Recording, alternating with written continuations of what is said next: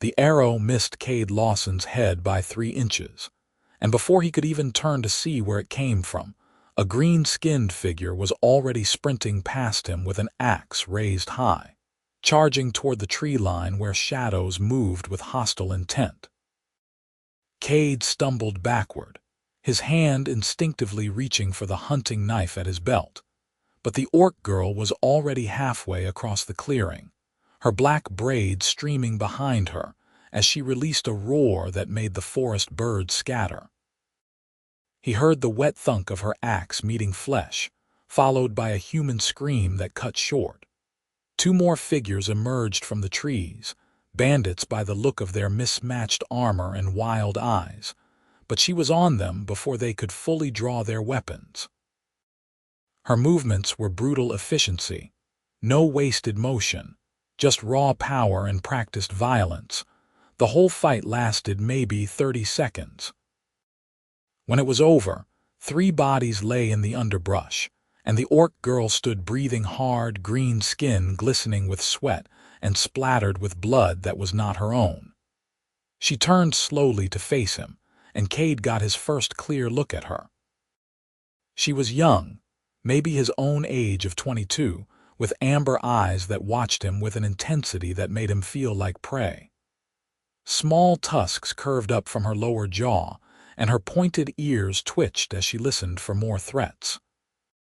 She wore simple leather armor, practical and well-maintained, and the axe in her hand was clean despite the violence it had just enacted. "They were going to rob you," she said, her voice rougher than a human woman's but not unpleasant. "Maybe kill you. These woods are not safe." Kade swallowed hard, trying to find his voice. He had lived on the frontier for 3 years now, ever since his discharge from the militia, but he had never been this close to an orc before. The stories painted them as mindless brutes, monsters that raided and killed without thought. This woman had just saved his life. "Thank you," he managed, his hand slowly releasing the knife hilt. "I did not see them." She studied him for a long moment, those amber eyes moving from his face to his worn clothes to the pack on his back. "You are far from any settlement. Where are you going?" "My homestead is 2 miles east," he said, gesturing vaguely in that direction. "I was checking my trap lines." Something flickered across her face, an emotion he could not read. She looked back at the bodies, then at the forest around them, and he saw tension in her shoulders that spoke of constant vigilance. There may be more. Bandits travel in larger groups usually. These 3 were likely scouts or stragglers. The thought sent ice down Kade's spine. His homestead was isolated, a deliberate choice after the noise and chaos of military life, but isolation had its dangers. "You think they will come to my land? If they have been watching you, they know where you live." She wiped her axe on the grass, cleaning the blade with practiced motions. "They know you are alone." "How do you know I am alone?" Her eyes met his again. "I have been watching these woods for 3 weeks. You are the only human who comes through here regularly, always alone, always unarmed except for a knife." There was no apology in her voice, just statement of fact. Kade should have felt violated by that admission, angry that he had been observed without knowledge, but all he felt was curiosity. "Why are you watching these woods?" She hesitated, and for the first time her confidence seemed to waver. "That is my business. You just saved my life." "I think I have earned at least your name." Another long pause. Then, "Griska." "Kade." He took a careful step closer, watching for any sign she might view it as aggression, but she just watched him with that same intense focus. "Griska, if there are more bandits and they know where I live, I need to prepare. Will you help me?" Why would I do that? It was a fair question. He searched for an answer that would not sound foolish.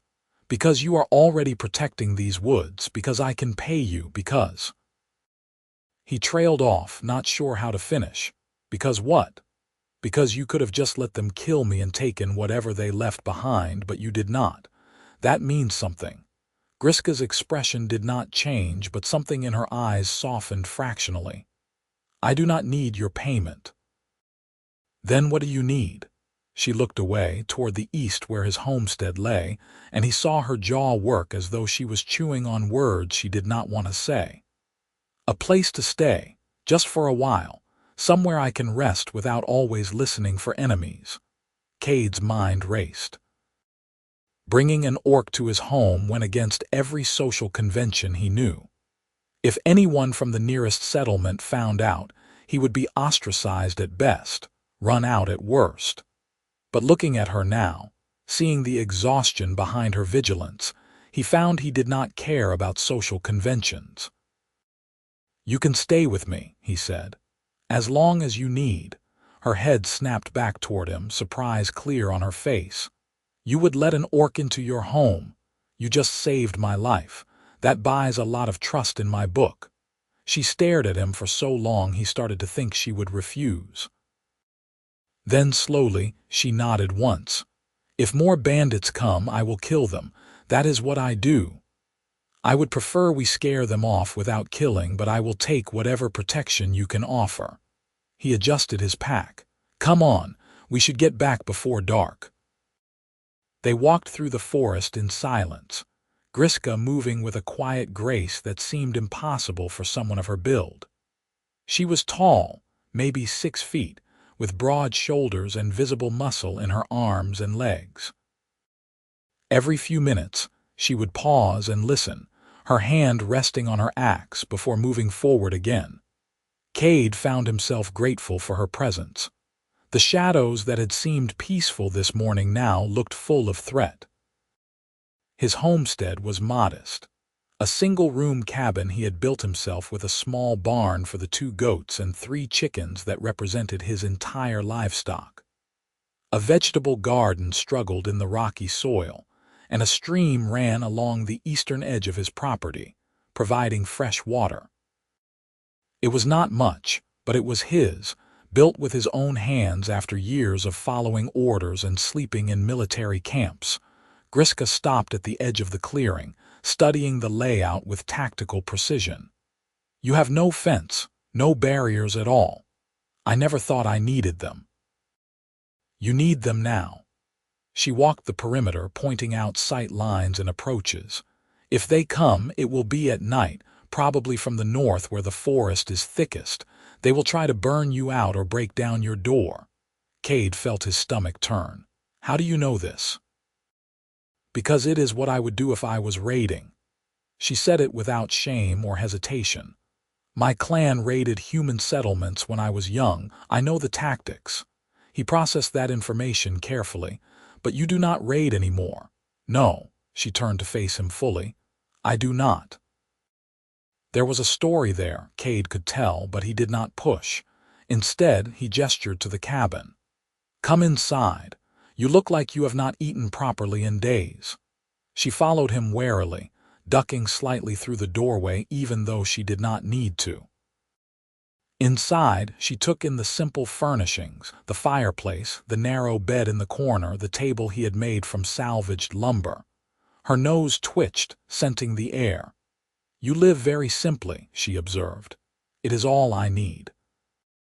He set his pack down and moved to the cold fireplace, beginning to stack kindling. "There is a stream out back if you want to wash. I have soap, though I warn you it is rough stuff." Griska touched her face, feeling the dried blood there, and nodded. "I will return." She left through the back door, and Kade let out a breath he had not realized he was holding. An orc woman was staying in his home. If his former commanding officer could see him now, the man would probably order him flogged for treason. But that life was behind him. He had seen enough violence, enough hatred, enough pointless death. If he wanted to offer shelter to someone who saved his life, that was his choice. He got the fire going and pulled out his stores, deciding to make a proper stew. He had dried meat, potatoes from last year's harvest that were starting to sprout but still edible, and some wild onions he had gathered. It would not be fancy, but it would be filling. Griska returned as the stew was starting to simmer, her face and arms clean, her hair rebraided and wet. She had removed her leather armor, revealing a simple shirt underneath that showed the powerful build of her upper body. Without the blood and grime, she looked younger, less like a warrior and more like a woman who was very, very tired. "Smells good," she said, sitting down at the table without invitation. There was something endearing about her directness. "It will be ready soon." Kade stirred the pot, then pulled out 2 wooden bowls. "So, are you going to tell me why you have been sleeping in the forest for 3 weeks?" Her expression closed off immediately. "No, all right. Are you going to tell me why you helped me today?" She was quiet for a moment, watching the fire. "You did not run when you saw me. Most humans run or attack. You just stood there looking confused." "I was confused. One second I was alone, the next an orc was saving my life. I am not used to humans who do not run." She picked at a knot in the wooden table. "It was unexpected." Kade ladled stew into both bowls and set one in front of her. She stared at it like it might bite her. "What is wrong?" "You are feeding me, sharing your food." She looked up at him. "Why? Because you are hungry and I have food. That is how hospitality works." He sat down across from her with his own bowl. "Eat, Griska, you are safe here." She picked up the spoon slowly, as though testing whether this was real, and took a careful bite. He watched her eyes widen slightly, and despite himself, he smiled. "It is not that good. It is hot. It is cooked. It has meat." She took another spoonful, this time with more enthusiasm. "I have been eating raw rabbit and foraged greens for weeks. This is very good." They ate in comfortable silence, the only sounds the crackling fire and the scrape of spoons on wood. When Griska finished her bowl, Kade refilled it without asking, and she did not protest. She ate 3 full bowls before finally sitting back, something like contentment on her face. "Thank you," she said quietly. "I have not had a meal like that in a long time." "You are welcome." Kade collected the bowls, taking them to the wash basin. "We should plan for tonight. If those bandits have friends, they might come looking for revenge." Griska nodded, her warrior focus returning. "I will sleep outside, keep watch. If anyone approaches, I will hear them. You need rest too. You can barely keep your eyes open." "I have gone longer without sleep." "Griska." He turned to face her. "You are exhausted, I can see it. If trouble comes and you are too tired to fight, we will both die. Take the bed. I will keep first watch." "I cannot take your bed." "Then we will trade off watches and trade off the bed." He crossed his arms. "I am not letting you sleep on the ground when there is a perfectly good bed right there." She stared at him with open confusion. "You trust me in your home that much? I could kill you in your sleep." "You could have killed me in the forest and you did not. I will take my chances." He moved to the door, collecting his bow from where it hung on the wall. It was old, a relic from his militia days, but he kept it strung and ready. "Get some sleep. I will wake you in 4 hours." Griska stood slowly, moving toward the bed like she expected it to disappear. She sat on the edge, testing it, then looked at him with something like wonder. "Kade Lawson, you are either the bravest or most foolish human I have ever met." "Probably the latter," he admitted. "But I am still alive, so it has worked out so far." He stepped outside before she could argue further, closing the door softly behind him. The night air was cool, carrying the scent of pine and earth. He found a position near the cabin door where he could watch the northern approach and settled in, bow across his lap. The hours passed slowly. Kade's mind wandered as he listened to the forest sounds, trying to distinguish normal night noises from potential threats.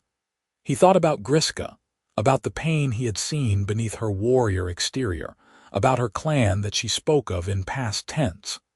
She was an exile, he realized. That was the only explanation for why she would be alone in human territory, sleeping rough and watching for enemies. A soft sound made him turn. Griska stood in the doorway, silhouetted by the dim firelight behind her. "I cannot sleep," she said. "I keep thinking about the bandits, about what they might do." "Come, sit with me then. 2 sets of eyes are better than 1. She settled beside him, close enough that he could feel the warmth radiating from her body. They sat in silence for a while before she spoke again. "My clan exiled me 2 months ago. I defended a human child from one of our raiding parties. The raid leader wanted to take the child as a slave, and I said no. We fought. I won, but the elders declared me tainted by human sympathy. They gave me a day to leave their territory." Kade absorbed this information carefully. Where was the child? A farmstead on the eastern border. The parents were already dead. The child was hiding in a root cellar. Her voice was flat, controlled. "She was maybe 5 years old. I could not let them take her." "What happened to her?" "I carried her to the nearest human village and left her at the temple. I watched from the forest until someone found her." Griska pulled her knees up, wrapping her arms around them in a gesture that made her look much younger than her years. "Then I ran before anyone could see me. I have been moving through human lands ever since, staying away from both orc and human settlements." "That was a brave thing you did, sacrificing your home for a stranger." She shook her head. "It was not brave, it was necessary. My clan has become something I do not recognize. We used to raid for survival, taking only what we needed.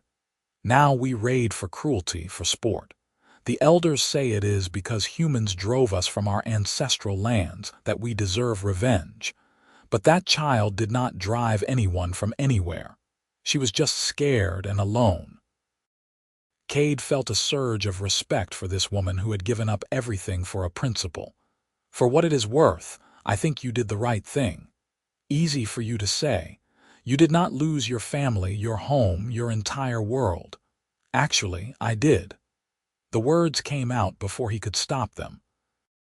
"My family died when I was 16.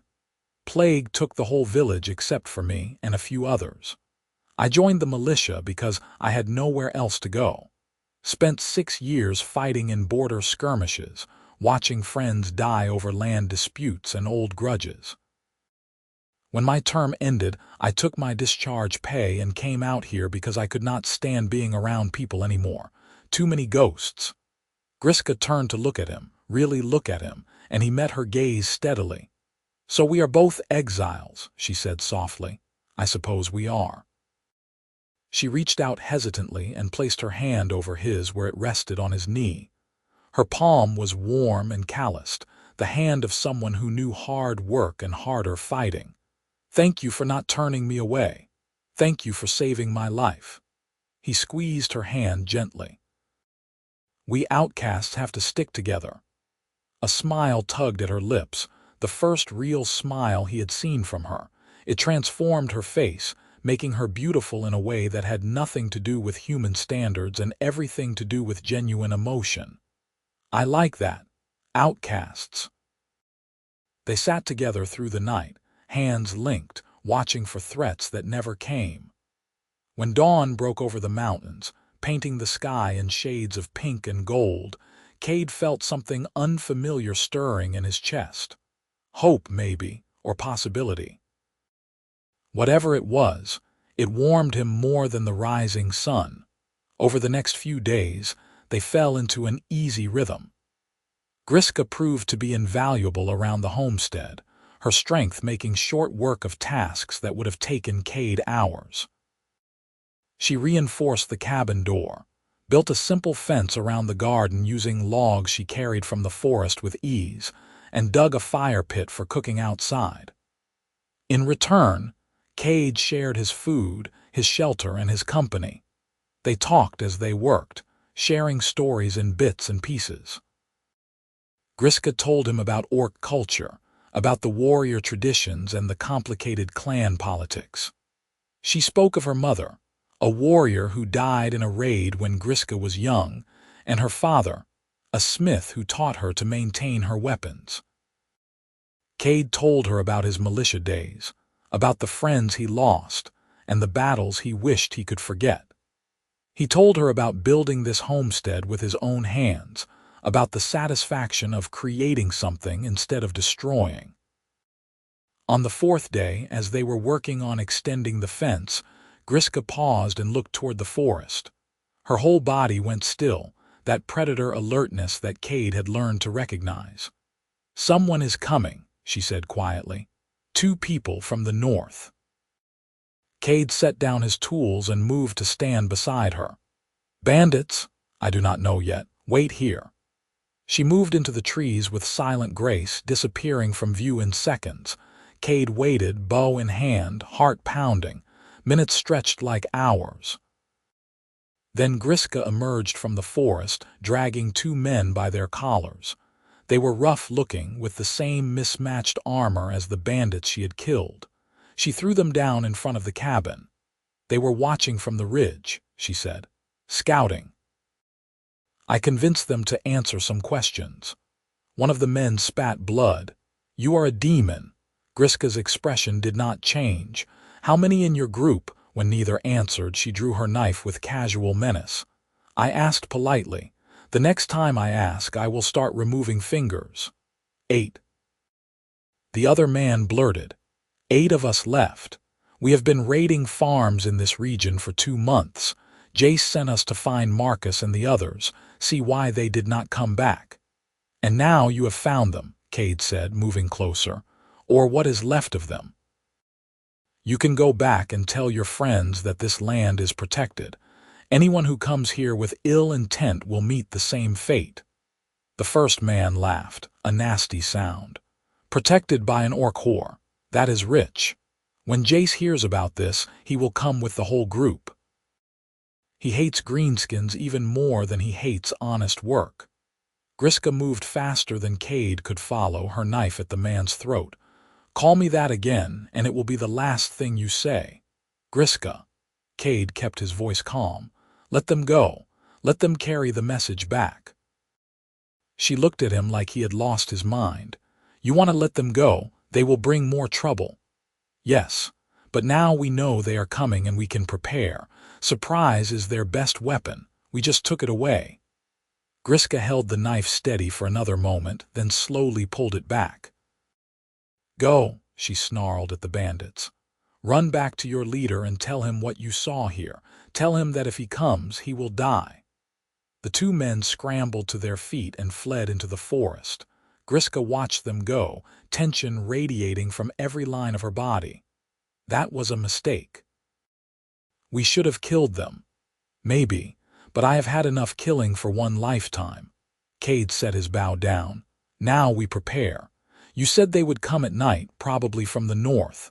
So we set traps, build barriers, make it as hard as possible for them to reach us." "You are talking about facing 8 armed men with just the 2 of us. You faced 3 by yourself without breaking a sweat. I figure 8 between 2 of us is actually pretty good odds." He tried to smile to lighten the mood, but Griska just shook her head. "You are insane." "Probably. But you are still here, so what does that say about you?" Despite herself, she smiled. "That I am also insane. Come on. If we are going to survive this, we have a lot of work to do." They spent the rest of the day preparing for battle. Griska taught Kade how to set snares and tripwires designed to maim rather than trap. They positioned sharpened stakes around the northern approach, concealed beneath fallen leaves. Kade filled leather pouches with hot coals and accelerants, crude fire bombs that could be thrown to create walls of flame. Griska climbed onto the cabin roof and loosened several shingles, creating potential projectiles. As the sun set, they stood back and surveyed their work. The homestead looked like a fortress, bristling with hidden dangers. Kade felt a grim satisfaction. If the bandits came tonight, they would pay dearly for the attempt. "You should leave," Griska said suddenly. "Take your valuables and go to the nearest settlement. I will stay and face them." "Absolutely not. Kade, this is not your fight. These men are coming because of me, because I killed their friends. You do not have to die for my choices." He turned to face her fully. Griska, you know why I chose to live out here miles from anyone. Because I was tired of watching people turn their backs on each other. Tired of seeing neighbors refuse to help neighbors because of old grudges or stupid prejudices. You saved my life. You have worked beside me for days, helping me improve this place. You have become my friend. I am not abandoning my friend. Her amber eyes were bright with emotion she was clearly trying to control. I do not understand you, human. I am everything your people fear and hate. I am an orc, an exile, a killer, yet you treat me with more kindness than my own clan ever did. Then your clan were fools. He reached out and took her hand, the gesture becoming natural between them. You are brave, strong, loyal, and you sacrificed everything to save a child you did not even know. Those are the qualities I value in a person. The color of your skin does not matter to me. A single tear tracked down her cheek and she wiped it away angrily. Damn you for making me feel things. I was better off when I was alone. Were you really? She met his eyes and after a long moment shook her head. No, I was not. They stood close together as darkness fell, hands linked, drawing strength from each other. Kade thought about the past few days, about how natural it felt to have Griska around, how her presence had transformed his lonely homestead into something warmer. He thought about her smile, rare and precious, and the way she listened when he talked about his past without judgment. He thought about the feeling in his chest that grew stronger every time he looked at her. Whatever happens tonight, he said quietly, I want you to know that meeting you was the best thing that has happened to me in years. You made me remember what it feels like to care about someone again. Griska's grip on his hand tightened. Kade, the howl of wolves cut through the night, except it was not wolves. It was men imitating wolves, a signal. Griska's whole body tensed. They are here. They moved to their planned positions. Griska took the north side with her axe and several throwing axes she had crafted from spare tool heads. Kade positioned himself on the east with his bow and the fire bombs. The waiting was agony, every shadow a potential threat, every sound amplified by adrenaline. Then the attack came, and there was no more time for fear. 8 shapes emerged from the forest, moving low and fast. They hit the first line of snares, and 3 men went down screaming as rope loops tightened around ankles, yanking them into the air where they dangled helpless. The others hesitated, suddenly aware this would not be the easy raid they expected. Spread out, a voice yelled, probably the leader. Find the approach paths. Griska moved like a shadow, circling around to the east. She let out a wild war cry that froze the bandits in place, then hurled a throwing axe that took 1 man in the chest. He dropped without a sound. Another turned toward her and caught the second axe in his shoulder. Kade lit one of his fire bombs and threw it into the space between 2 bandits. It exploded in a whoosh of flame, driving them back. He followed with arrows, not aiming to kill but to wound, to slow them down. 1 man took an arrow in the thigh and collapsed, cursing. There is only 2 of them, the leader roared. 2 against us, push forward. But pushing forward meant running through fire and stakes and trip wires.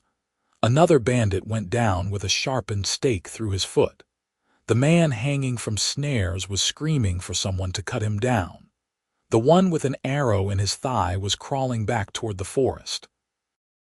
The leader and 2 others made it to the cabin, axes raised to break down the door. Griska was there in an instant, her weapon a blur of deadly motion. She took the first man's legs out from under him with a low swing, then brought the axe up to block the leader's strike. Metal rang on metal. Kade shot the 3rd bandit in the shoulder, spinning him around. The man dropped his weapon and fled. Kade let him go, turning his attention to Griska and the leader. They were locked in combat, trading blows with brutal efficiency. The leader was good, experienced, but Griska was better.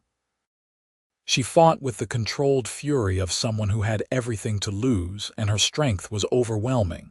She caught his axe on her blade, twisted, and sent his weapon flying. Before he could recover, she had him on his knees with her axe at his throat. "Yield," she growled. "Go to hell, Greenskin." "Griska, do not kill him," Kade shouted. "Let him live. Let them all live to spread the word." She looked at him over her shoulder, amber eyes blazing with battle fury. For a moment he thought she would ignore him and end the man's life. Then slowly, deliberately, she pulled the axe back. "You heard him. Take your wounded and go. If you ever come back, I will not show mercy again." The leader scrambled to his feet and fled, helping cut down his companions who hung from snares. They gathered the wounded and disappeared into the forest, leaving behind weapons and dignity. The whole fight had lasted maybe 5 minutes, and their homestead stood intact. Griska stood in the center of the clearing, breathing hard, covered in blood and ash. Kade moved to her side, checking her for injuries. "Are you hurt?" "No, you." "I am fine." He looked at the destruction around them, at the abandoned weapons and blood trails. "We did it." She turned to face him, and suddenly she was laughing, a wild, joyous sound that had nothing to do with the violence and everything to do with being alive. Kade found himself laughing too, the tension of the past days releasing all at once. They held each other up, leaning on each other, laughing until tears ran down their faces. When they finally sobered, Griska cupped his face in her hands, her expression fierce and tender at once. "You fought beside me. You trusted me. You saved those men even though they came to kill you. You are unlike any human I have ever known. You protected my home like it was your own. You gave me a choice in how to handle them instead of just taking over. You are unlike anyone I have ever known, orc or human." She kissed him then, sudden and fierce, and Kade responded without thought. Her lips were warm, her tusks pressing gently against his mouth in a sensation that was strange and wonderful. He wrapped his arms around her, pulling her close, and she made a sound low in her throat that sent heat through his entire body. When they finally broke apart, both breathing hard for entirely different reasons, Griska rested her forehead against his. "I did not plan for this," she whispered. "Did not expect to feel this way. Neither did I, but I am glad I do." He ran his fingers through her braid, loosening it until her black hair fell free around her shoulders. "Stay with me, Griska, not as a protector or a temporary guest, but as someone who belongs here, with me. Your people will hate you for it. They will call you traitor, orc lover, worse things. My people are not here, and I do not care what they think." He kissed her again, softer this time, trying to pour all his feelings into the gesture. "I care what you think. I care about you. These past days have been the happiest I have known in years, and it is because of you." Tears streamed freely down her face now, though she made no move to wipe them away. "I care about you too, more than I thought possible. You make me want things I never dared to dream about. A home, safety, belonging." She gripped his shirt, pulling him closer. "But I am afraid. I have lost so much already. If I let myself love you and then lose you, I do not think I could survive it. Then we will not lose each other. We will build something here together. We will make this place strong enough to weather any storm." He kissed her forehead, her cheeks, the bridge of her nose. "I am not afraid of the future if you are in it." She searched his eyes for a long moment, looking for doubt or deception and finding neither. Then she smiled, radiant and unguarded, and Kade felt his heart skip. "Then I will stay. For as long as you will have me." How does forever sound?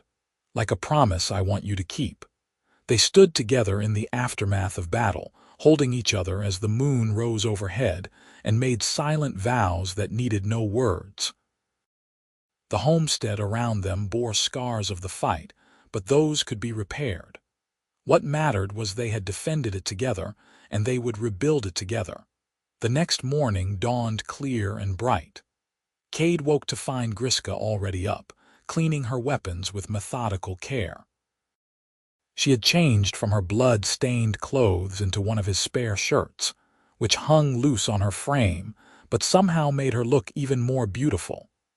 She looked up as he stirred and gave him that rare smile that made his chest tight. "Good morning," she said, her voice softer than he had ever heard it. "Good morning." He sat up, stretching sore muscles.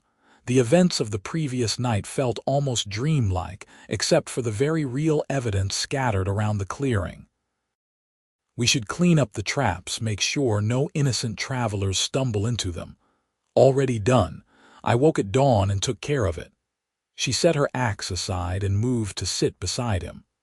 "I also checked the perimeter. No signs of the bandits returning, but I found tracks heading south. They are leaving the region." "Good. Maybe word will spread and other would-be raiders will think twice about coming here." She tilted her head, studying him with that intense focus she brought to everything. "You are not what I expected humans to be like." "What did you expect?" "Fear, hatred, closed minds and closed hearts." She reached out and traced the line of his jaw with one finger. "You opened your home and your heart to me without hesitation. You fought beside me. You trusted me with your life. These are not things I thought a human capable of. Your clan taught you that all humans are the same, just like my people teach that all orcs are monsters. Both are lies." He caught her hand and pressed a kiss to her palm. "People are individuals. Some are good, some are bad. Most are somewhere in between. Judging everyone by their race is lazy thinking." Griska laughed, the sound still unfamiliar but growing more frequent. "You would have made a terrible soldier with that attitude." "I was a terrible soldier. My commanding officer said I thought too much and followed orders too little." He pulled her closer, enjoying the warmth of her against him. "But those days are behind me. Now I am just a farmer trying to make a life on the frontier. A farmer with an orc woman in his cabin. That will make for interesting stories. Only if anyone ever finds out. And I am not planning to advertise." He kissed her gently. "This is our business, no one else's." They spent the morning repairing the damage from the fight, filling in holes, straightening the fence, and disposing of the abandoned bandit weapons. Griska suggested keeping some of the better quality pieces for trade or spare parts, and Kade agreed. No point in wasting resources. As they worked, Kade found his gaze drawn to Griska again and again. The way she moved with unconscious grace, the concentration on her face when she worked, the small smile that appeared when she caught him watching. He had never felt this way about anyone before, this combination of desire and tenderness and deep respect. It scared him a little how much she had come to mean to him in such a short time. "You are staring," Griska said without looking up from the post she was setting. "Can you blame me? You are beautiful." She did look up then, surprise clear on her face. "Beautiful." Humans usually call orcs ugly, brutish, monstrous. "Then humans are blind." He set down his tools and moved to stand in front of her. "You are strong and graceful and fierce. Your eyes are like amber catching sunlight. Your smile makes my heart race. When you laugh, it is the best sound I have ever heard.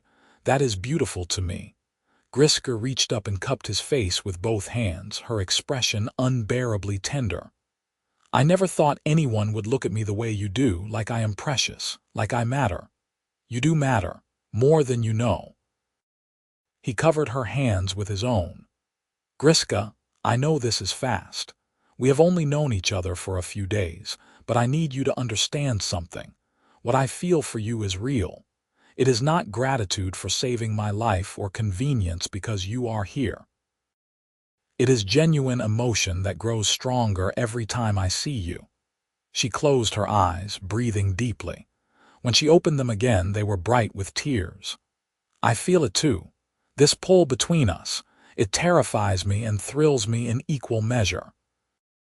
I have never had anyone look at me with kindness before you, never had anyone defend me or trust me or want me just as I am. Then we are both learning together.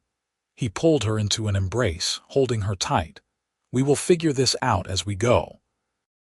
They stood like that for a long time, drawing strength from each other, until the sun moved overhead and reminded them there was still work to be done.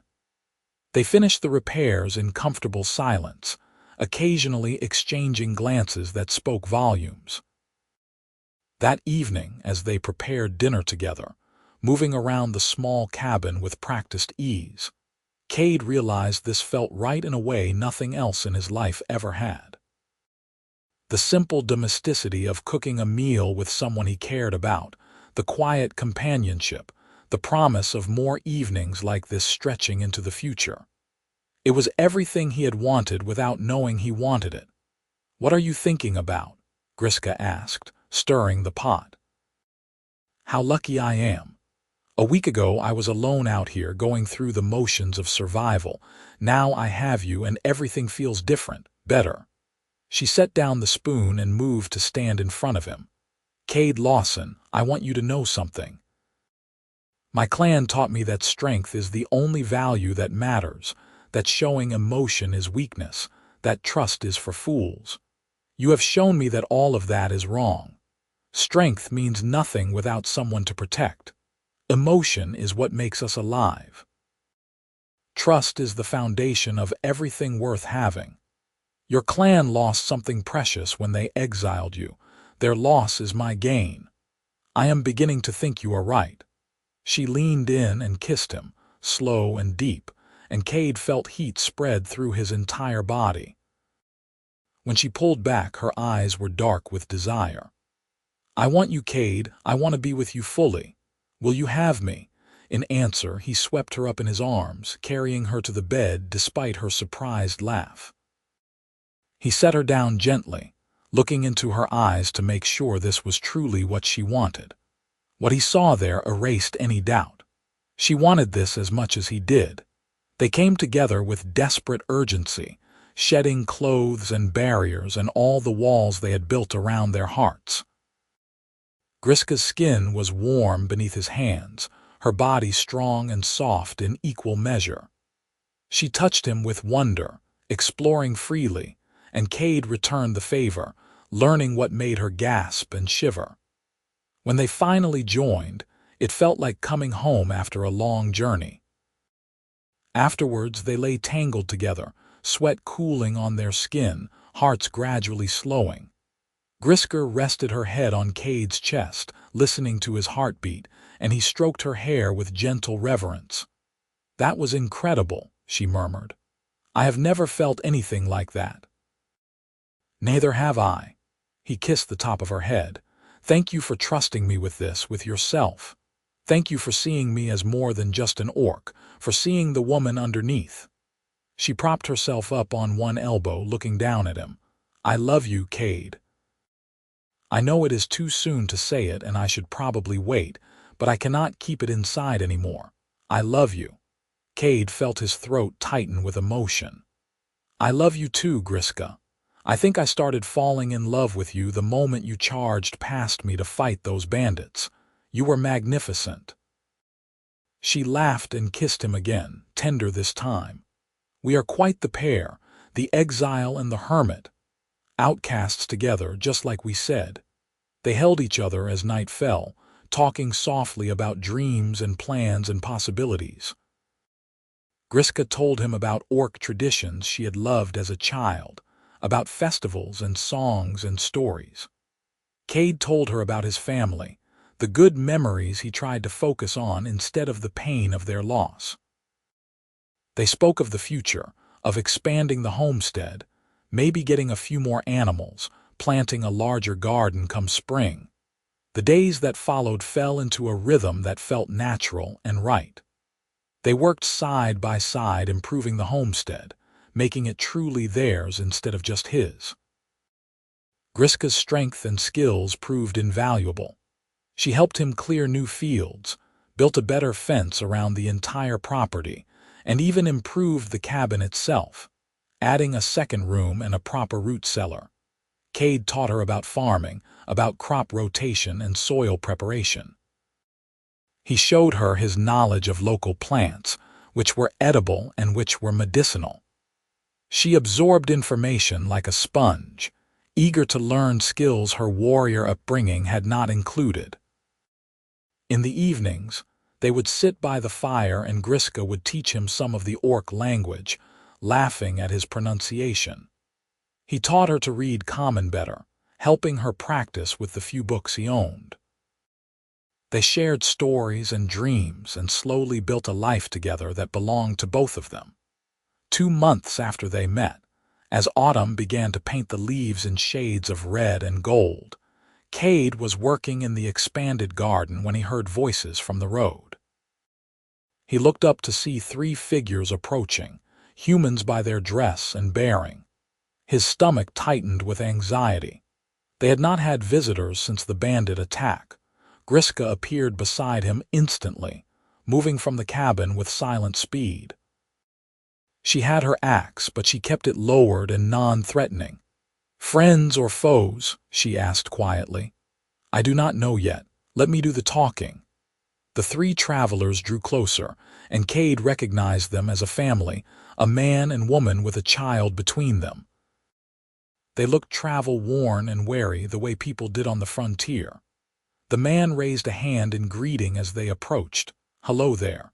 We are heading west to the settlement. Is this your land?" "It is," Kade replied, stepping forward. "Are you lost?" "Not lost, just tired. We have been walking for 2 days and hoped we might rest here for the night. We can pay for food and water." The man's eyes moved to Griska and widened with shock. "That is an orc."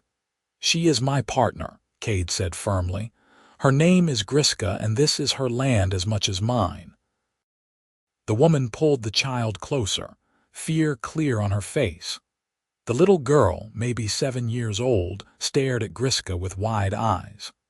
Kade felt Griska tense beside him, saw the way her expression closed off, becoming that warrior mask he had not seen in weeks. "We mean no trouble," the man said quickly. "We will move along." "Wait." Griska stepped forward, and Kade saw her make a visible effort to soften her stance. "You said you have been walking for 2 days. Your daughter looks exhausted. I will not turn away a child who needs rest." The little girl tilted her head, studying Griska with the brutal honesty of children. "You are green, and you have tusks." "I am an orc," Griska said gently. "But I promise I am not going to hurt you." "Are you hungry?" "Very hungry," the girl admitted. Griska looked at the parents. "I understand your fear. My people have given you reason to fear us. But I give you my word that you and your child are safe here. We have food and clean water.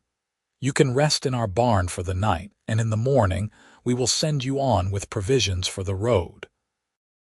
The man and woman exchanged glances, a whole conversation passing between them silently. Finally, the woman nodded. "Thank you. We accept your offer."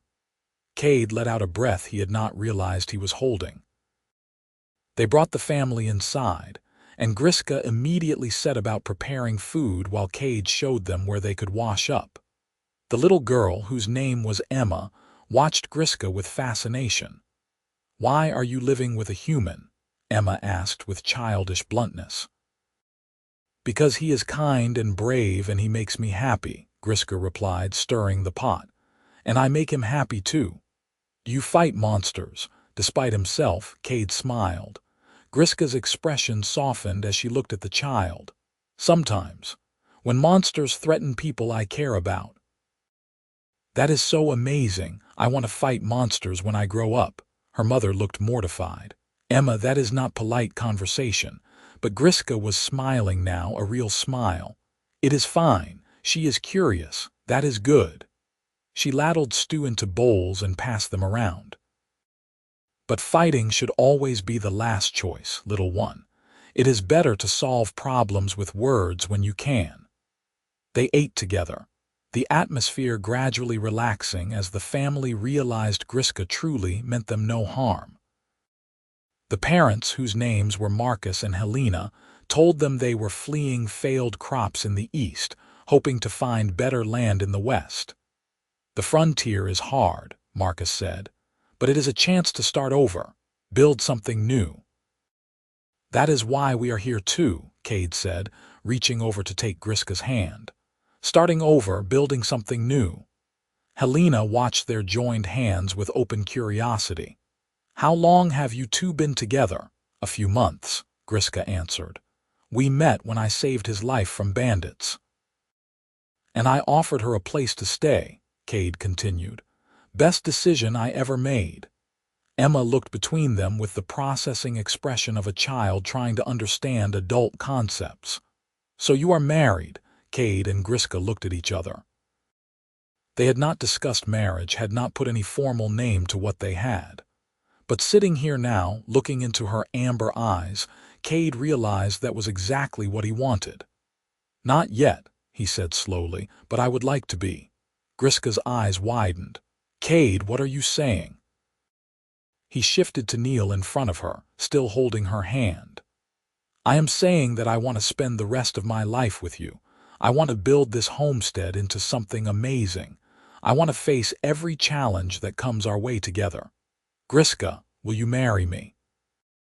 She stared at him, tears streaming down her face, mouth slightly open in shock. "You want to marry me?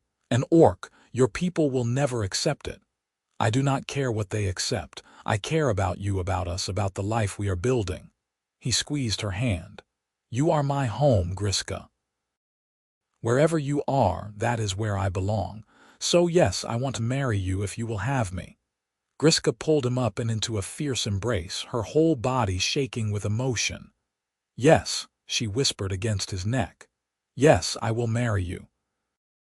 I will spend every day of my life trying to be worthy of your love. You are already worthy, you always have been." They kissed, deep and passionate, and after a moment, Kade heard Emma giggle. "They are kissing. That means they really are getting married." Marcus cleared his throat awkwardly. "We should give you two some privacy. Helena, let us settle into the barn." "Wait," Griska said, pulling back from Kade but keeping hold of his hand. "Stay, please. You are the first people besides Kade to treat me like a person instead of a monster. I would like you to witness our promise to each other." Helena looked touched. "We would be honored." Right there in the cabin, with a traveling family as witnesses, Kade and Griska made their vows to each other. They had no rings, no formal ceremony, but Kade spoke from his heart about love and loyalty and partnership. Griska, her voice rough with emotion, promised to protect and cherish him, to build a life together that honored both their peoples. When it was done, Emma clapped enthusiastically. "That was the best wedding I have ever seen." "It is the only wedding you have ever seen," her mother pointed out, but she was smiling. That night, after their guests had settled in the barn, Kade and Griska lay together in their bed, speaking in whispers about the future. "Did you mean it?" Griska asked. "About not caring what others think, every word. You are my wife now in all the ways that matter. I do not need anyone's approval for that." She snuggled closer, her head on his chest. "I never thought I would have this. A home, a husband, a future. My clan made me believe I was worthless, but you showed me that was a lie. You were never worthless. You just needed someone who could see your true value." He ran his fingers through her hair, a gesture that had become habit. "I am the lucky one, Griska. You could have any warrior in any clan, and you chose me. Because you are better than any warrior. You are kind and patient, and you see people as individuals, not as races or types. That is rarer than strength or fighting skill." She propped herself up to look at him. "I love you, Kade Lawson. I will love you until my last breath." "And I will love you, Griska Lawson," he said, trying out her new name. "How does that sound?" Her smile was radiant. "Perfect. It sounds perfect." In the morning, They sent Marcus and Helena on their way with full packs of food and directions to the best routes west. Emma hugged Griska before they left, which made the orc woman's eyes grow suspiciously bright. "Thank you for showing us that orcs and humans can live together in peace," Helena said. "The world needs more people like you too." After they left, Griska stood looking down the road for a long time. Kade came up behind her, wrapping his arms around her waist.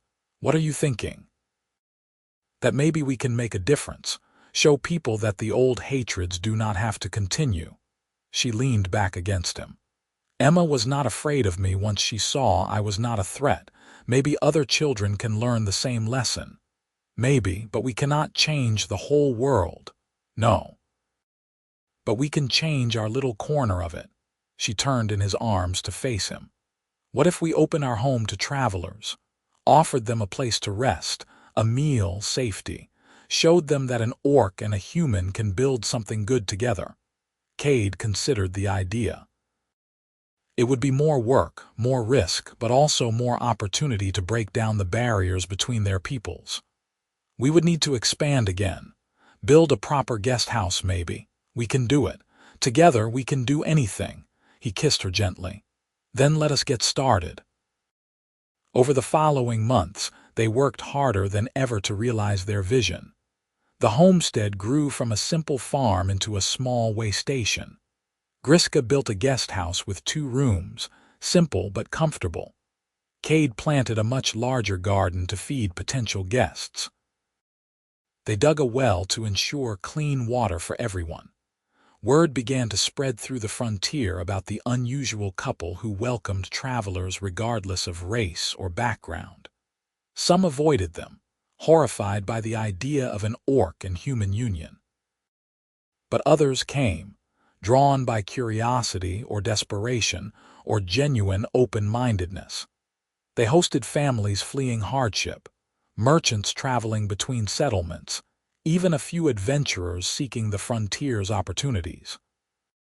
Each guest was treated with respect and kindness, and each left with a slightly different view of what was possible.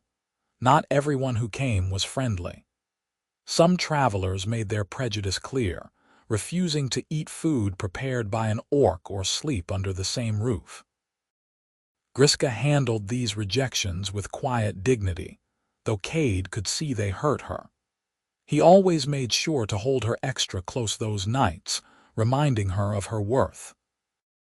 One particularly difficult evening, after a merchant had called her vile names before storming off, Griska sat by the fire with her arms wrapped around herself. Kade knelt beside her, taking her hands. "You do not have to do this," he said gently. "We can go back to just us, lock the gates and ignore the world." "No." Her voice was firm despite the pain in her eyes. "This matters. Every person who leaves here with less hatred in their heart matters. Every child like Emma who learns we are not so different matters. I can endure insults if it means building a better future. You are the bravest person I have ever met." She managed a small smile. "I learned it from you. You faced down bandits and social conventions and your own people's prejudices, all for me. How could I do less?" As winter approached, bringing cold winds and the first snow, their way station had become known throughout the region. They had a steady stream of visitors now, and Griska had proven herself as a gracious host. She learned to cook dishes from different cultures, to mend clothes and gear, to offer advice on frontier survival. Kade watched her bloom in this new role, saw her confidence grow as more and more people treated her with respect. The warrior who had been exiled for mercy was becoming a pillar of the community, proving every day that orcs and humans could coexist peacefully. On the night of the first heavy snow, after all their guests had retired to the guest house, Kade and Griska sat by their fire, wrapped in blankets and each other. Outside, the world was white and still, beautiful in its starkness. "You ever regret it?" Griska asked quietly. "Choosing this life?" "Choosing me?" Never. Not for a single moment. He kissed her temple. Do you? No. But sometimes I wonder what my clan would think if they could see me now.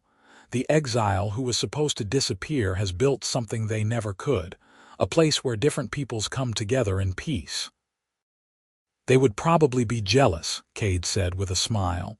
You have what they always wanted but could never achieve, respect earned through character, not fear. Griska was quiet for a moment, staring into the flames. I received a message yesterday, while you were in the barn. An orc courier, young male, barely out of adolescence. He said my father is dying. He wants to see me one last time. Kade's chest tightened. Why did you not tell me immediately? Because I did not know what to do. My clan exiled me. By their law, if I return, I can be killed on sight. But he is my father, the only family I have left. Do you want to go? Yes, but I am terrified, not of dying but of leaving you, of what might happen if I do not come back. Kade pulled her closer. Then we go together. If they want to kill you, they will have to go through me first. She turned to stare at him. Kade, you cannot be serious. A human entering an orc clan is suicide. So was falling in love with an orc, according to conventional wisdom. I seem to have a habit of doing impossible things. He cupped her face in his hands. You are my wife. Where you go, I go. We face everything together, remember. Tears spilled down her cheeks. You would risk your life for the chance to meet my father. I would risk my life for you always.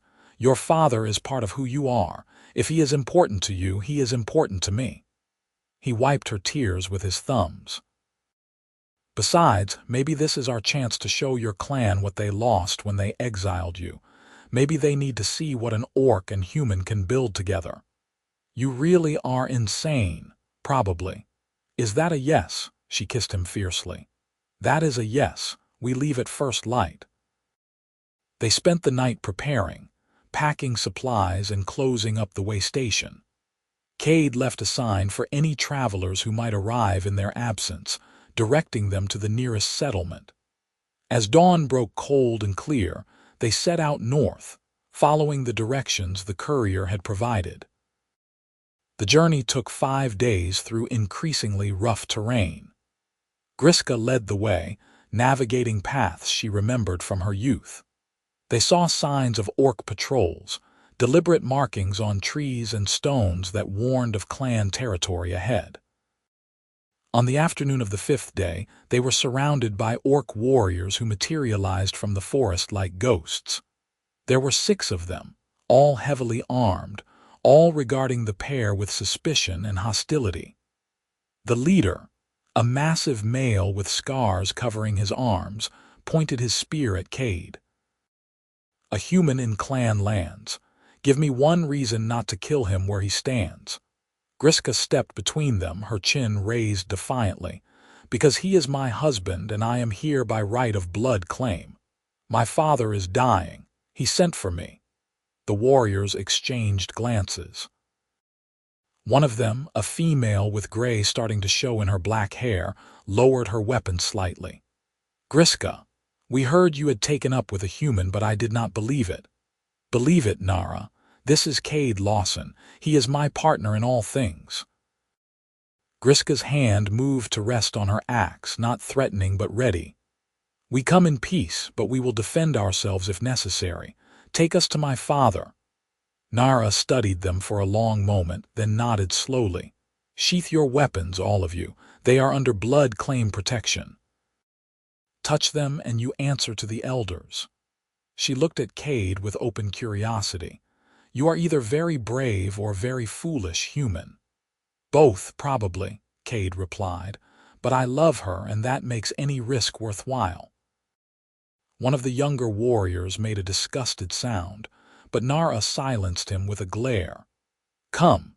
Your father has been asking for you every day, Griska. He will be glad you came. They were escorted through the forest to the clan settlement, a collection of sturdy buildings built into the hillside with defensive positions clearly marked. Orcs stopped their work to stare as they passed, the sight of a human walking freely among them clearly shocking. Kade heard mutters, some angry, some simply confused. Griska walked with her head high, refusing to show any sign of weakness. Kade stayed close beside her, making it clear through body language that they were united. He caught glimpses of orc life he had never seen, children playing with wooden weapons, warriors training in a cleared area, craftspeople working leather and metal. They were brought to a large building near the center of the settlement. Inside, the air was thick with the scent of herbs and sickness. An elderly orc lay on a bed, his green skin faded to a sickly pale, his breathing labored.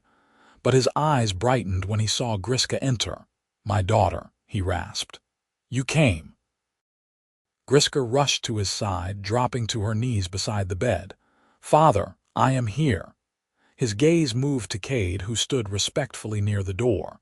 "This is the human." "Yes, this is Kade, my husband." Her father studied Kade for a long moment, those ancient eyes seeming to see right through him. Then slowly he smiled. "Good. You chose well, daughter. I can see he loves you." "With all my heart," Kade said quietly. The old orc beckoned him closer. "Come here, human. Let me look at the one who accomplished what my whole clan could not." Kade approached cautiously and knelt beside Griska. Up close, he could see the family resemblance, the same shape to the eyes, the same proud bearing even in illness. "What is your name, Smith?" Griska asked her father. "Tell me, Kade Lawson, what makes my daughter happy, working with her hands, building things. Protecting people who cannot protect themselves, being treated with kindness and respect, learning new skills." Kade smiled. "She likes it when I read to her in the evenings, though she will never admit it." The old orc laughed, which turned into a cough. Griska supported him until it passed. "He knows you well, that is good. A partnership requires understanding." "Father, why did you send for me? The clan exiled me. I am dead to them." The clan was wrong. His voice grew stronger, carrying the authority of a lifetime of leadership. "I was chief when the vote was taken. I could have overruled them, but I was a coward. I let them exile my daughter because I feared looking weak." He gripped her hand with surprising strength. "I have regretted it every day since. I wanted to see you one last time, to tell you I am proud of the woman you have become. The scouts bring me reports of your way station, of the peace you are building. You have done more to honor our people than all our raids combined." Tears streamed down Griska's face. "I thought you hated me, thought I had shamed you. Never. You are my greatest pride, Griska. The courage to stand against your entire clan for what you believed was right, that is the truest form of strength."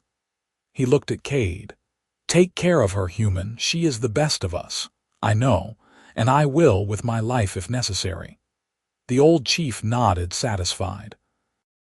He looked toward the door, where Nara and several other orcs had gathered. "Nara, bring the elders. I have words to speak while I still can." Within minutes, the room filled with important clan members, all regarding Kade and Griska with varying degrees of suspicion and hostility. The chief struggled to sit up, and Griska helped him, arranging pillows behind his back. "I am dying," he said without preamble. "Before I go, I must right a wrong. Griska, daughter of my blood, I formally revoke your exile. Let it be known that you are welcome in clan lands, you and your human mate. Any who raise arms against either of you will answer to me, and after I am gone, they will answer to Nara, who I name as the next chief." Shocked murmurs filled the room. One of the elders, a grizzled warrior with one eye, stepped forward. "You cannot name a human lover as welcome. It violates tradition." "Tradition is killing us," the chief shot back with surprising vigor. "We hide in the forest, raiding and scraping by, while humans build settlements and roads and futures.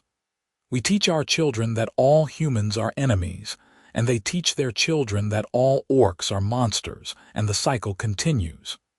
Griska has broken that cycle." She has shown another way is possible. We should learn from her, not punish her. The human is weak, another elder spat.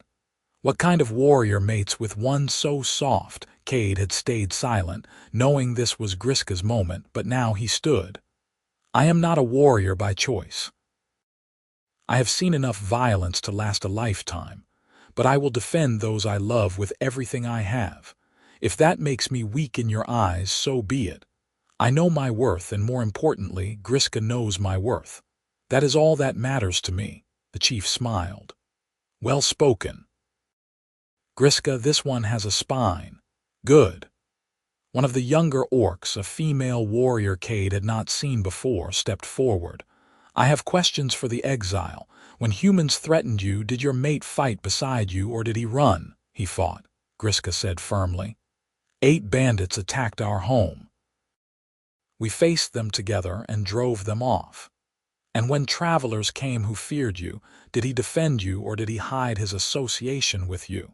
He defended me. He calls me his wife openly, even knowing it will make him an outcast among his own people. The female warrior nodded slowly. Then perhaps there is strength in him after all, strength of a different kind. She looked at the chief. I support your decision, elder. Let the exile be lifted. Other voices joined hers, some reluctant, others more enthusiastic. The one-eyed elder who had objected first looked around, seeing he was outnumbered, and finally nodded. So be it. The exile is lifted. But know this, human.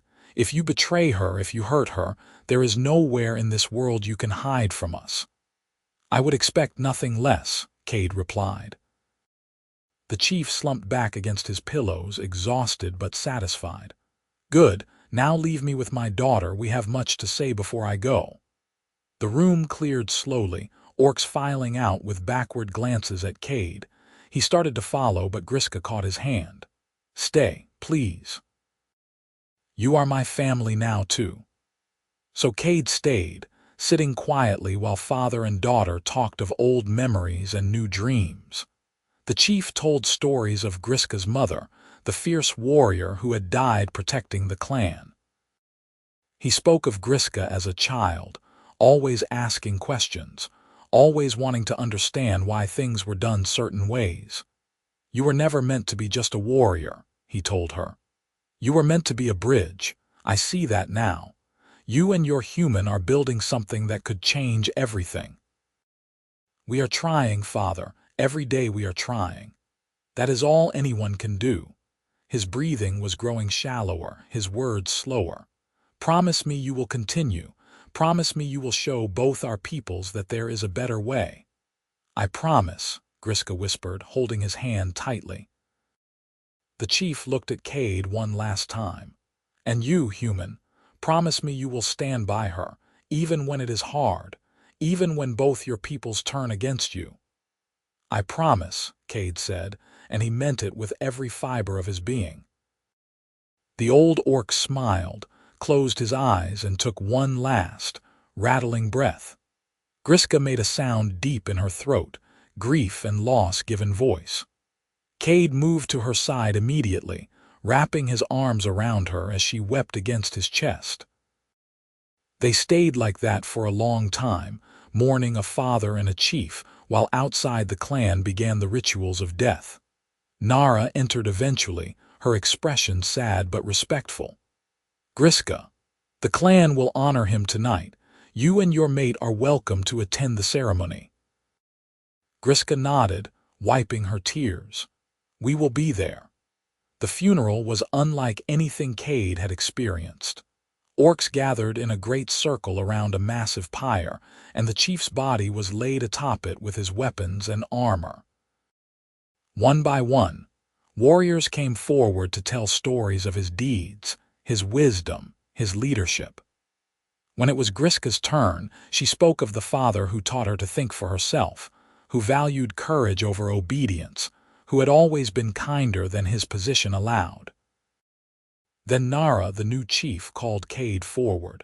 Every eye turned to him, most hostile, some merely curious. He walked to the pyre, feeling like he was crossing a vast divide. I never knew the chief in life, he said, his voice carrying in the still night air. But I know what he gave me. He gave me his daughter's love. He gave me acceptance when others gave only hatred. He gave me the hope that peace between our peoples is possible. For these gifts, I will honor his memory every day of my life. I will work to build the world he envisioned, where orc and human live not as enemies but as neighbors, as friends, as family. Silence greeted his words. Then slowly one orc began to tap their spear against the ground in rhythm. Another joined, then another. Within moments, the entire clan was creating a drumbeat with their weapons, a sign of respect and approval. Nara nodded at him, a slight smile on her face. The pyre was lit, flames climbing high into the night sky, carrying the chief's spirit to whatever lay beyond. Kade stood beside Griska, holding her hand, feeling the weight of history and hope on his shoulders. Later, after the ceremony, Nara invited them to her dwelling. She served them a strong beverage that burned going down, and they sat around her fire in silence for a while. "The clan is divided about you too," she finally said. "Half see you as a sign of weakness, proof that Griska has forgotten her heritage. The other half sees you as the chief did, as proof that we can be more than raiders and outcasts." "What do you see?" Griska asked. Nara smiled. "I see my best friend from childhood who always had more courage than sense. I see a warrior who chose mercy and was punished for it. And I see a human who loves her enough to walk into an orc clan unarmed. That tells me everything I need to know. The chief said you would be the next leader." "Are you prepared for that?" Kade asked. "No. But he believed in me, so I will try." She refilled their cups. "I want to propose something, an agreement between your way station and our clan. Trade, mutual protection, cultural exchange. Start small, test the waters, see if our peoples can learn to work together." Griska leaned forward, interest clear on her face. "What kind of trade?" "We have skilled craftsmen, leatherworkers, metalworkers. We can trade goods for things we need, food, textiles, tools we cannot make ourselves. More importantly, we can start to change minds. If orcs and humans do business together, treat each other fairly, the old hatreds start to lose their power." "It could work," Kade said slowly. "Our way station sees travelers from all over. If they see orcs and humans cooperating, trading peacefully, word will spread." "Exactly." Nara raised her cup. "To new beginnings, to building what the old chief dreamed of." They drank to that, and Kade felt hope bloom in his chest. This was bigger than just him and Griska now. This could be the start of real change. They stayed with the clan for 3 more days, helping Nara establish her leadership and beginning to plan the trade agreement. Kade learned about orc metalworking techniques, impressed by their skill and innovation. Griska reconnected with old friends, finding acceptance and even admiration from many who had once condemned her. On the morning of their departure, a crowd gathered to see them off. Nara presented them with gifts, a set of beautifully crafted knives for Kade and a new axe for Griska, its blade engraved with symbols of family and unity. "Come back soon," Nara said, embracing Griska. "You are always welcome here now. We will. And you are always welcome at our home." Griska looked at the assembled orcs. "Thank you, all of you, for giving me back something I thought I had lost forever." The journey home took them through the forest in comfortable silence. Kade could see that Griska was processing everything that had happened, the grief and joy and hope all tangled together. He gave her space to think while staying close enough to offer support. As their homestead came into view on the 6th day, Griska stopped and stared at it like seeing it for the first time. "That is home," she said softly. "Truly home. I have a place in this world again. You always had a place, right here." Kade touched her chest over her heart. Home is not a building or a clan. It is where you are loved and accepted for who you are. She pulled him into a fierce embrace. How did I get so lucky to find you? I ask myself the same question every day. They returned to find the way station had managed well in their absence. A few travelers had passed through and left payment in the collection box they had set up. Spring was beginning to show itself, early flowers pushing through the last of the snow. Over the following weeks, they prepared for the new trade relationship with the orc clan. Kade built a secure storage area for goods. Griska worked out routes and schedules for safe travel between their lands. The first official trade caravan arrived on a bright morning in early spring, 5 orcs led by Nara herself. Word of the trade agreement spread quickly. Some humans in nearby settlements were outraged, calling for action against the orc sympathizers. But others were intrigued, curious about the possibilities. A few brave souls came to the way station specifically to see orcs and humans working together peacefully.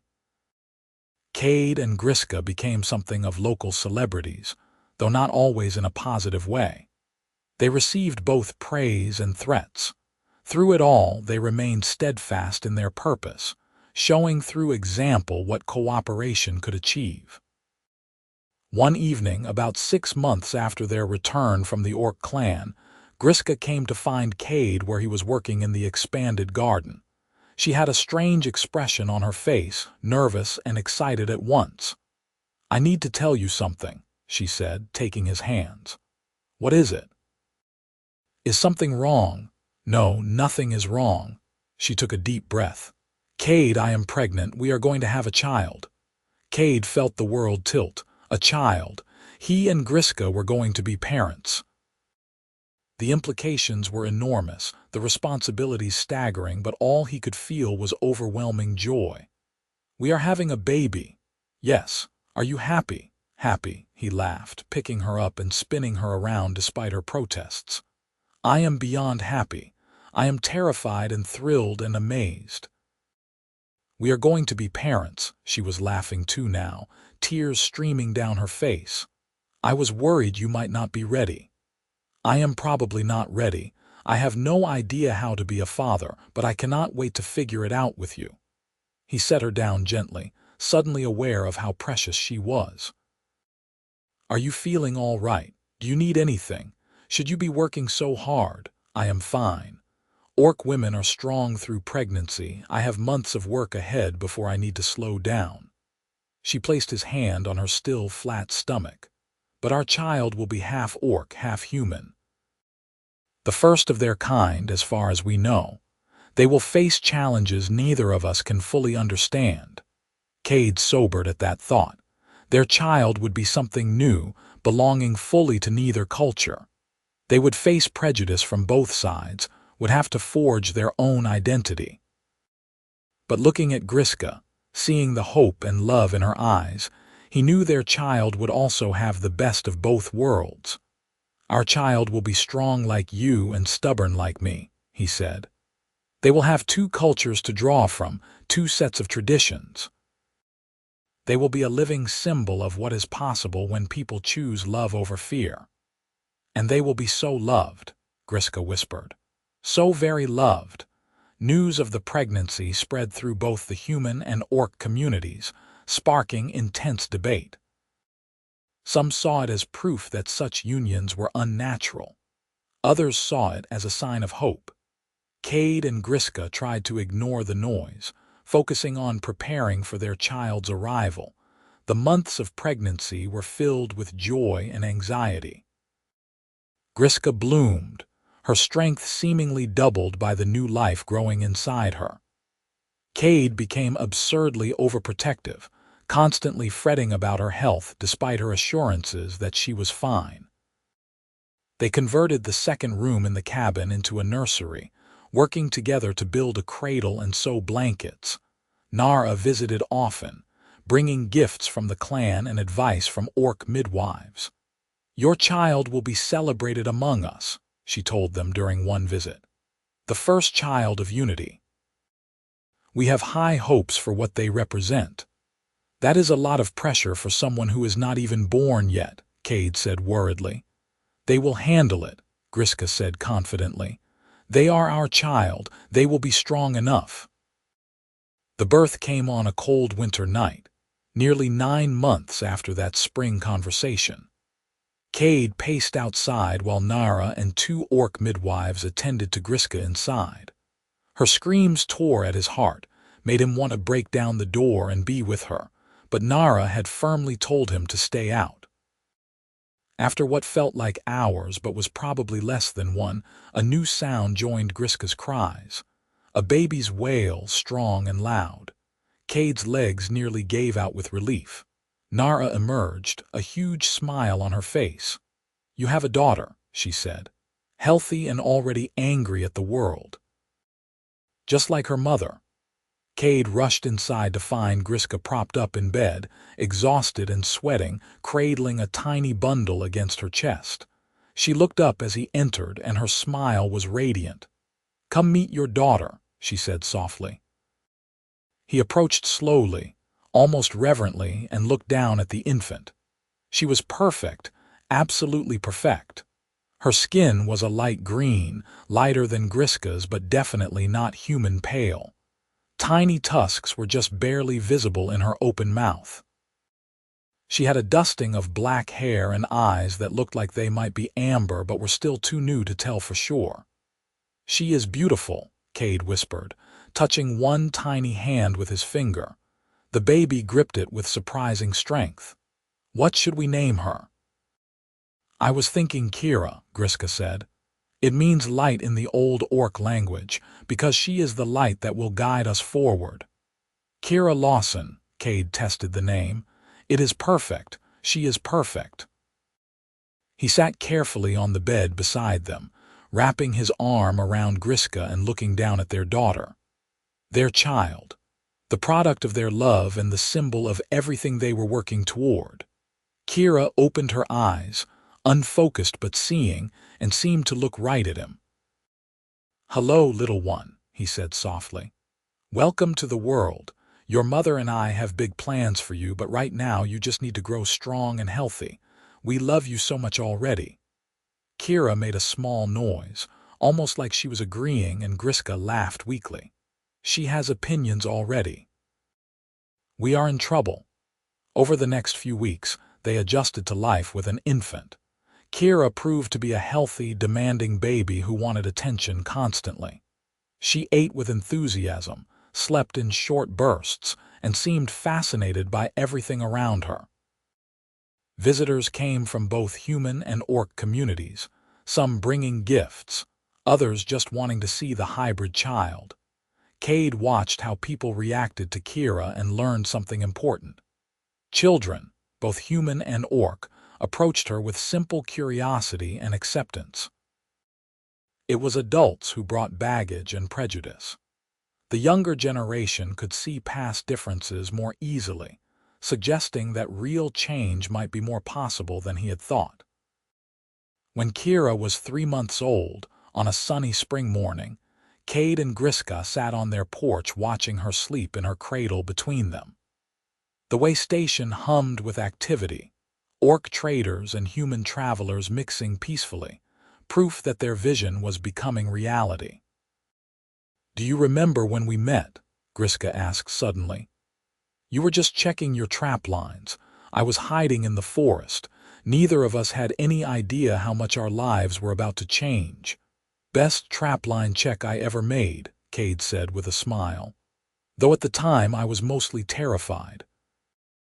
"I was terrified too. I thought you would run or attack. Instead, you offered me shelter." She reached over and took his hand. "Everything good in my life now comes from that choice. You gave me a home, a family, a purpose. You gave me hope. You gave me the same things.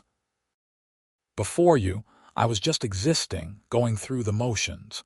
You made me want to really live again. You showed me that taking risks on people is worth it."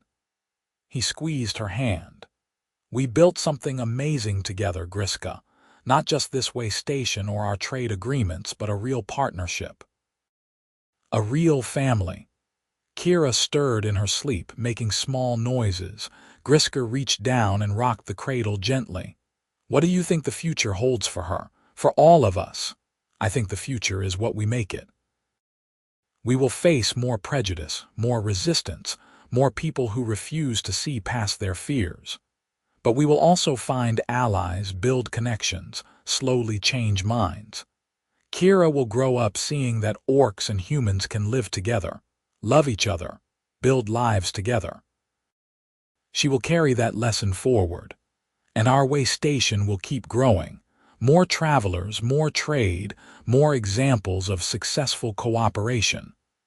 Griska looked out at the bustling homestead. We started this with just the two of us, and look what has happened. Imagine what it could become in 10 years. 20. A whole community maybe, orcs and humans living side by side, learning from each other.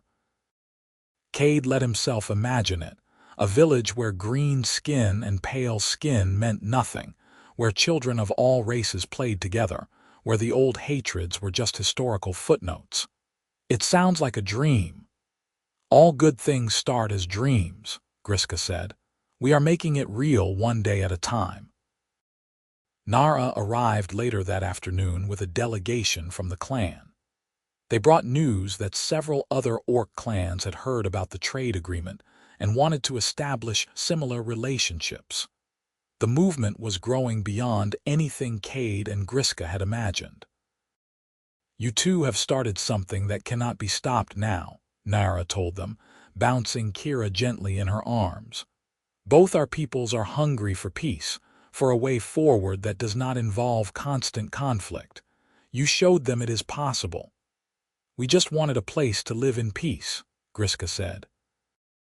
We never set out to change the world. The best revolutions start that way. Two people just trying to live their truth and inspiring others to do the same. Nara handed Kira back to Griska. The clan elders want to make your way station an official neutral ground. A place where any orc or human can come for trade, negotiation, or shelter without fear. What do you think? Kade and Griska exchanged glances. The responsibility would be enormous, the work never ending, but the potential impact was undeniable. We accept, Kade said, on one condition. We maintain independence. We answer to neither human authorities nor orc clan leaders. We stay neutral in all disputes. Agreed. That is actually what makes this work. If you took sides, the trust would be broken. Nara smiled. I will carry the news back. This is a good day for everyone. After she left, Kade and Griska stood together looking out at the land that had become so much more than a simple homestead. Travelers came and went peacefully. Orc craftspeople worked alongside human merchants. Children of different races played together without a thought to their differences. I was terrified when I first showed up in your clearing, Griska said quietly. Terrified of being alone forever, of never belonging anywhere, of dying in the forest with no one to remember I existed. You saved me from that fate. You gave me everything.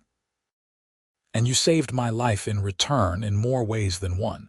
You pulled me out of my isolation, gave me purpose, made me believe in people again. Kade wrapped his arms around her, careful of Kira sleeping between them. We saved each other, love. That is what partners do. The years that followed were not easy. There were incidents, conflicts, people on both sides who refused to accept the new reality. A human mob tried to burn down the way station once, only to be driven off by a combined force of humans and orcs who believed in what Kade and Griska had built. An orc raiding party attacked a nearby settlement, and Kade and Griska had to work hard to prevent it from destroying all their progress. But slowly, steadily, minds changed. More mixed communities formed, inspired by their example. Laws began to change, recognizing the rights of orcs in human lands and humans in orc territories. The next generation grew up with integrated schools and mixed friendships, seeing the old divisions as relics of a darker time. Kira grew into a strong, confident child who moved seamlessly between both cultures. She learned orc warrior traditions from her mother and human farming techniques from her father. She became fluent in both languages, comfortable in both worlds. She was not just a symbol of unity but living proof that the children of such unions could thrive. On Kira's 10th birthday, the way station hosted a massive celebration attended by both humans and orcs from across the region. There were games and contests, food from both cultures, music and dancing that blended traditions. Kade stood with Griska watching their daughter compete in an archery contest against both human and orc children, holding her own with skill they had taught her. "We did this," Griska said, wonder in her voice. "We took our little corner of the world and changed it." "You did this," Kade corrected gently. "You were brave enough to save a human child when your clan wanted otherwise. You were strong enough to be exiled and keep going. You gave me a chance when you could have killed me or left me to the bandits. Every good thing that has happened came from your courage." "Our courage," she insisted. "You chose to shelter an orc, to love an orc, to build a life with an orc. You faced down bandits and bigots and your own people's hatred. You were willing to walk into an orc clan unarmed just to support me. We did this together, as partners." He pulled her close and kissed her deeply, not caring who saw. After 15 years together, his love for her had only grown stronger. She was his best friend, his partner, the mother of his child, the center of his world. Looking at everything they had accomplished together filled him with pride and hope for the future. "I love you, Griska Lawson," he said. "Thank you for fighting for us, for fighting every threat that came near until people had no choice but to see what we have is worth protecting." She smiled, that radiant expression that still made his heart skip. "I would fight the whole world for you, Kade, for you and Kira and the life we built. You earned my trust that first day when you offered shelter without asking for anything in return. You kept earning it every day after. You are my home, my heart, my everything." Kira ran over then, flushed with victory, waving the ribbon she had won in the contest. "I came in second.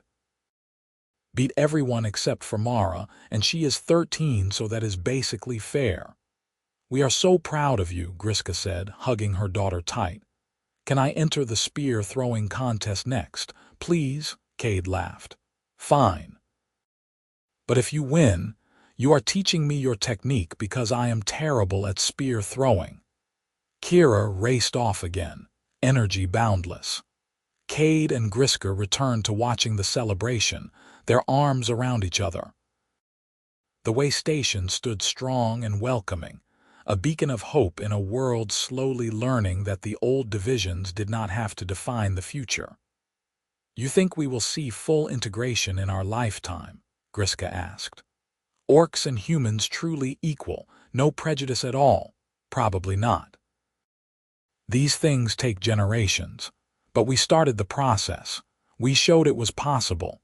And Kira's generation will take it further, then their children will take it further still." He kissed her temple. "We planted seeds, love. We do not need to see the full harvest to know it is coming." "That is good enough for me, more than I ever dreamed possible." As the sun set on the celebration, painting the sky in brilliant shades of orange and pink, Kade reflected on the journey that had brought them here. It started with a moment of violence, bandits in the forest and a green-skinned warrior who chose to intervene. It could have ended there, two strangers parting ways. Instead, it became a love story, a family, a movement.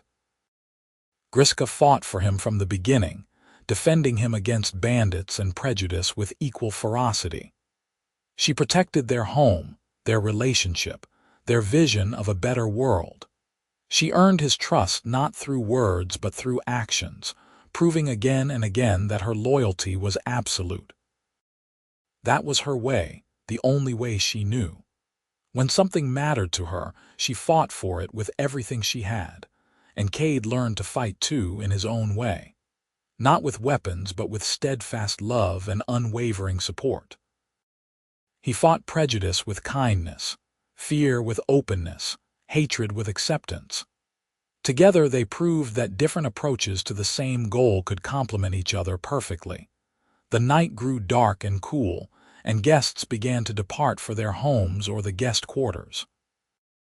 Kade and Griska walked hand in hand back to their cabin, where Kira was already asleep in her room, exhausted from the day's excitement. They stood for a moment looking at her peaceful face, this child who represented everything they had built together. "No regrets," Griska whispered. "Not a single one. Only that I did not meet you sooner. Think of all the years we could have had together.